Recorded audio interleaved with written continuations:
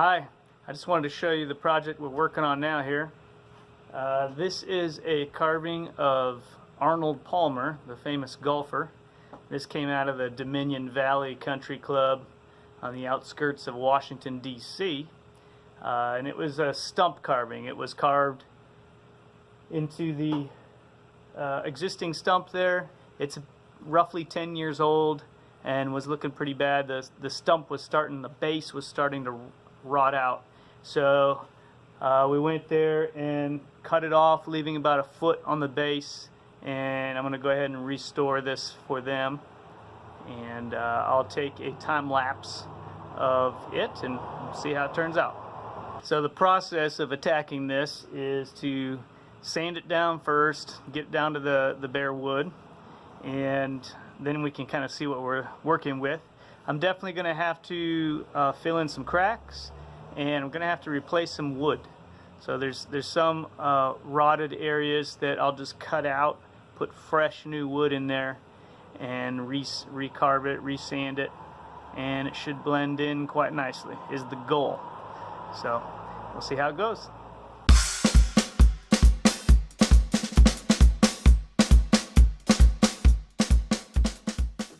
Let's get up close here and take a look at some of the repairs that are going to take place.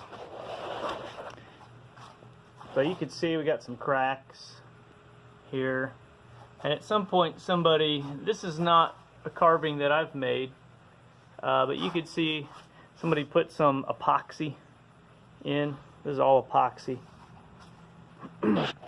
But it's pretty amazing at what a difference just a little sanding does. Look at that contrast.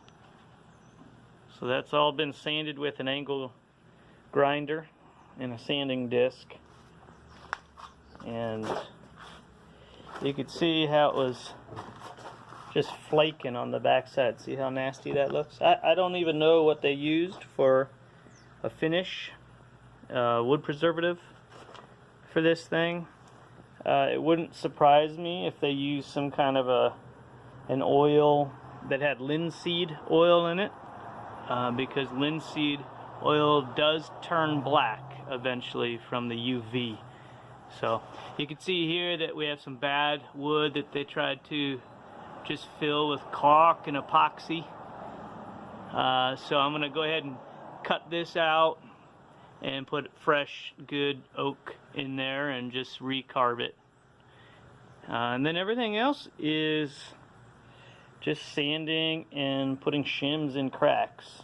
You can see the base is in bad condition. So I am deciding what I want to do on that. I may just cut that base loose and use a metal plate instead. So this is what we have in front of us. So here's just using 60 grit or 80 grit flat sandpaper discs on the angle grinder, and then for parts that that can't get to, I'm using this die grinder bit just to get in there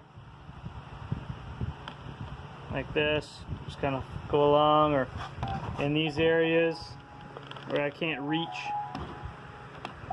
this takes it off pretty good.